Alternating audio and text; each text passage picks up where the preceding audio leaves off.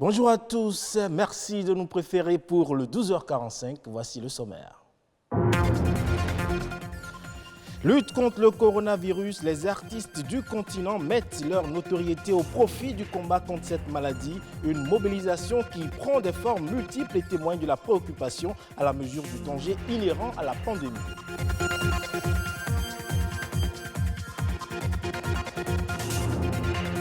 Et vous le savez, célébration ce 15 avril de la journée mondiale de l'art. Cette année, l'UNESCO entend tirer la sonnette d'alarme au sujet de l'impact du Covid-19 sur les moyens de subsistance.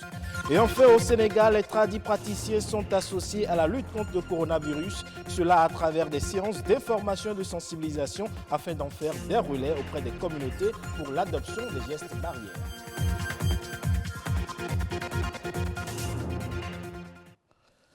À nouveau, bonjour. Du collectif 229 contre le coronavirus à la star congolaise Fally Ipupa, en passant bien entendu par DJ Kérosène de la Côte d'Ivoire et beaucoup d'autres, les artistes africains se mobilisent eux aussi pour sensibiliser les populations aux risques encourus par le coronavirus. En chanson et en vidéo, ils ont décidé de mettre leur talent au service de la prévention. Dans cet élément que vous allez suivre, ils nous invitent au bon geste. Un contrôleur DJ, c'est l'arme trouvée par cet amoureux de la musique pour dire halte à l'ennemi invisible, le coronavirus. Corona, tu n'es pas mon ami. Corona, tu n'es pas ma copine. Corona, je ne suis pas ton ami. Corona, tu n'es pas mon copain. C'est pour ça que je te dis Corona, tu vas quitter sur le côté parce que tu ne peux pas passer par moi, Corona. Ici et ailleurs, chacun s'y prend à sa manière pour afficher sa haine contre cette pandémie qui vient à la charge avec son lot de psychose. Au Bénin, il faut éviter à tout prix d'être une victime du Covid-19. Pour cela, 15 artistes forment de leur voix une barrière, Corona Blocus. Atingbo da hole to muto Afrika zume lo asoton yo vopedi bo atonu bato mi chechen coronavirus wenyi ko eton one hume hobo so gan huyo polo suga yedo eno hen gbojera me brona me tafife mi ni jale bo yin sento mademe. Si t'as de la fièvre, la toux sèche, t'éternues, tes yeux te grattent, sache que ce sont des symptômes. Ndani Gani apporte aussi avec fierté sa pierre à l'édifice.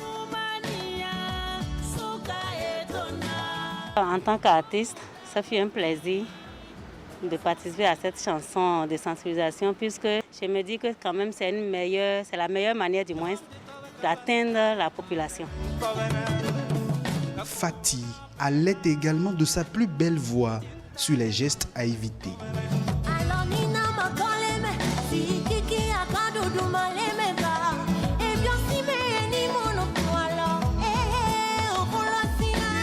Une partition enchaînée par Adjima, Le Bim, José Elmar, Fafa Rufino, Sergent Marcus et celui qui porte la voix de l'ancienne génération.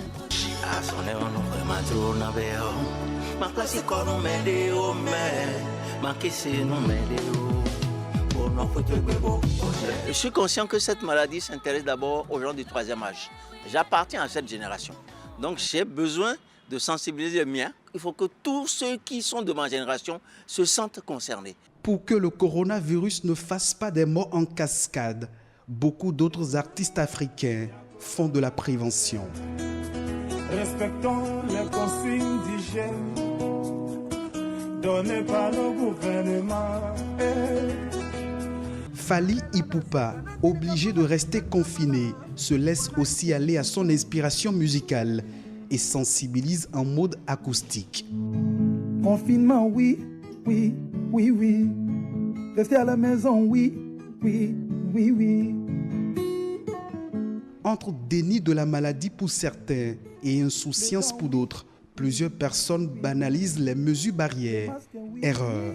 Le Covid-19 fait des morts et personne n'est épargné. Et on parle toujours Covid-19 et la seule manière de l'éviter, c'est de respecter les recommandations de l'OMS. Et quand cette vérité sort de la bouche des tradipraticiens, elle prend un relief tout particulier. Au Sénégal, ce groupe d'acteurs a été sensibilisé par les services du ministère de la Santé. Ils ont été choisis compte tenu de leur rôle dans les communautés et surtout pour en faire des relais importants afin d'accroître la sensibilisation sur les gestes barrières à adopter. Suivons plutôt. En moyenne, 80% des Africains, selon l'OMS, ont recours à la médecine traditionnelle en première intention en cas de maladie. Qu'on le veuille ou non, il s'agit d'une réalité, une autre réalité, celle du Covid-19. moytu feebar bi mooy garab bi misir yi nga xam ne moom la docteur yi joxe léegi misir yi nga xam ne moom la état Sénégal joxe loolu mooy première garab bi nga xam ne moom la ñu am mooy raxas say loxo. Cette formation initiée par le Service national de l'éducation et de l'information pour la santé a pour objectif de sensibiliser ces acteurs pouvant être des relais dans les communautés. Dans le cadre du renforcement de la communication, surtout au niveau communautaire, nous les rencontrons parce que nous avons eu à rencontrer d'autres acteurs, donc les techniciens de santé, la presse, mais aussi eux, ils sont aussi importants et très écoutés et nous voulons qu'ils démultiplient l'information donc au niveau des populations. Les tradipraticiens réunis dans cette salle sont unanimes à reconnaître qu'ils n'ont aucun pouvoir de guérir cette maladie.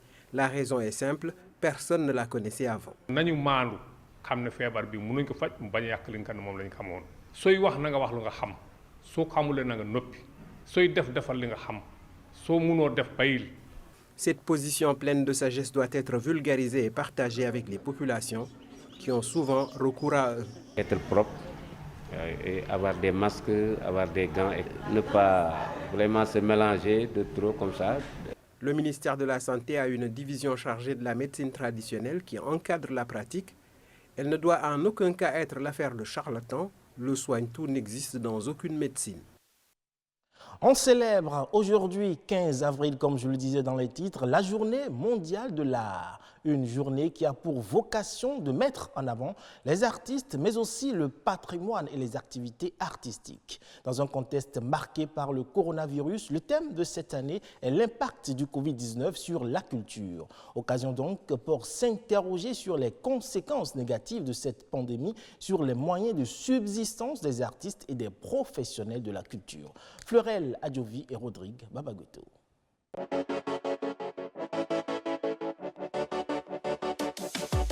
La journée mondiale de l'art est le moment idéal pour célébrer la créativité et apporter de la joie aux autres. Pour l'édition 2020, c'est la première fois que le 15 avril est célébré alors que plusieurs événements dans le monde entier connaissent un clap de fin provisoire. Une situation due au Covid-19 qui pousse la communauté internationale à adopter comme thème cette année l'impact du coronavirus sur la culture. L'incertitude liée à la pandémie de Covid-19 touche plusieurs artistes en suscitant l'annulation de festivals et d'événements culturels. La fermeture de sites patrimoniaux, de musées, de théâtres et de cinéma et d'autres institutions culturelles met en péril le financement des artistes et des industries créatives. La fermeture de sites patrimoniaux, de musées, de théâtres et de cinéma, ainsi que d'autres institutions culturelles, met en péril le financement des artistes et des industries créatives, ainsi que la conservation de lieux extraordinaires et les moyens de subsistance des populations locales concernées, sans oublier les professionnels de la culture eux-mêmes. La pandémie affecte également de nombreux emplois. Partout dans le monde, les artistes dont la plupart dépendent d'activités annexes pour compléter les revenus tirés de leur art sont désormais incapables d'assurer leur subsistance. C'est une célébration virtuelle qui est prévue pour ce 15 avril. Au programme, un débat en ligne et une campagne sur les médias sociaux pour réunir des artistes et des acteurs clés de l'industrie afin de tirer la sonnette d'alarme sur l'impact du Covid-19 sur les moyens de subsistance des artistes et des professionnels de la culture. Les créateurs et les travailleurs créatifs du monde entier sont donc appelés à se joindre aux échanges de ce prochain débat et à inviter leurs collègues artistes à présenter les œuvres qu'ils produisent pendant le confinement dans le cadre d'une campagne sur les médias sociaux. Et on change à présent de registre pour parler du droit des enfants, des droits dont tous les enfants du monde sont censés jouir sans distinction aucune. Malheureusement, certains enfants porteurs de handicap sont encore victimes de discrimination et de jugements sociaux. Qu'est-ce qui donc explique cet état de choses et quelles sont les dispositions qui sont prises pour leur faire jouir réellement de leurs droits? La réponse avec Claudine Lawson, elle est psychologue et consultante en droit des personnes handicapées. Un enfant, d'abord, c'est un enfant. Une personne est une personne, devrait jouir de tous les droits fondamentaux, mais parce qu'il ne juge pas de ces droits qu'il y a eu la Convention relative aux droits des personnes handicapées au niveau des Nations Unies. Et le Bénin, parce que le Bénin l'a ratifié, le Bénin également a pris une loi pour protéger. Ce n'est pas de nouveaux droits. Hein. Vous savez, en fonction du handicap, certains sont appelés dans le milieu Torosu, Torolou. Et même avant, on les laissait partir. Hein. Une certaine forme d'infanticide qui ne dit pas son nom. Et quand ils ne sont pas partis, quand ils sont restés, on les cache. Donc ça, c'est la plus grande forme de discrimination. C'est de ne pas leur donner le droit de vivre, de ne pas leur permettre d'être épanouis et d'être un membre de la famille. Chaque enfant, handicapé et non handicapé, doivent apprendre et grandir ensemble dans l'école de son quartier, avec ses frères et sœurs et ses amis non handicapés. Mais pour cela, il y a beaucoup de choses à faire. Il faut d'abord former les enseignants, il faut voir les infrastructures, il y a l'accessibilité physique, mais aussi l'accessibilité au niveau de l'information.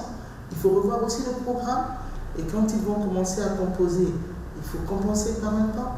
Mais tout est prévu dans cette loi-là. Tout est prévu.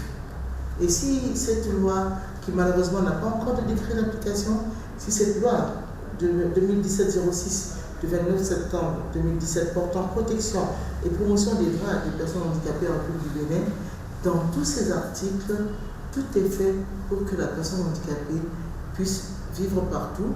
Et grâce à ça, on aura ici au Bénin une société inclusive. Et en résumé, je dis souvent qu'une personne handicapée n'est pas un objet de pitié, mais un sujet de droit. Donc tous les droits de l'homme pour toutes les personnes handicapées. Parlons à présent de cette maladie dont peuvent souffrir les pieds. Il s'agit des talons fondiers. Cette maladie est parfois causée par la sécheresse cutanée au niveau des pieds pendant la saison sèche ou encore les nombreuses sollicitations des pieds en une journée. Or, on sait qu'un talon sec et cailleux peut se fissurer. Comment en finir avec les pieds fondiers et quelles sont les méthodes pour l'éviter? Les réponses dans ce reportage de Stéphanie Dekwemadora. Une image qui paraît désagréable à la vue, mais avoir de tels pieds peut bien être un enfer. Des chevilles sèches, pleines de crevasses depuis les talons jusqu'à la plante des pieds, ou rien que des talons fendillés. Ce phénomène est des plus inconfortables, et quand il faut en expliquer la cause, les réponses sont presque unanimes.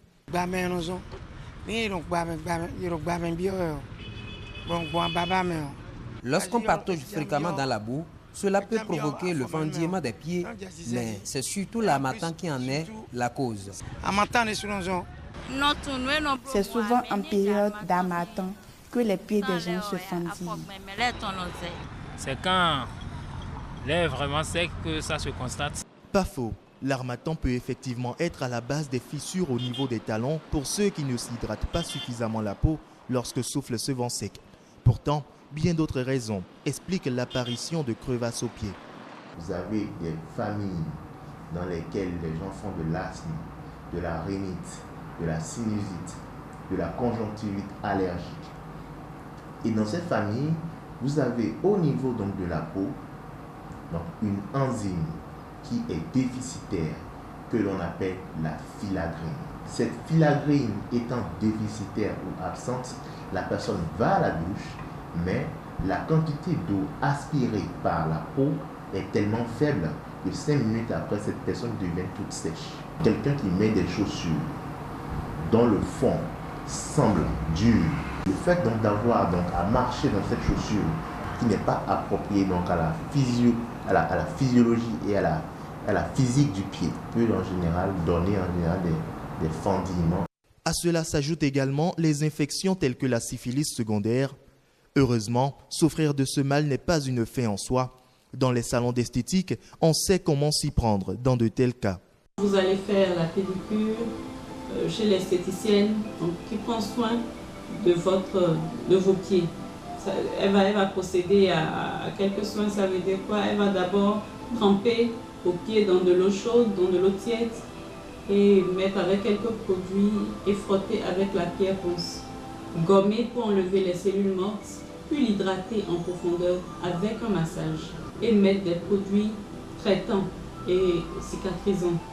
Le beurre de karité est fortement conseillé dans ces cas-là parce que c'est cicatrisant, il est hydratant et il répare aussi.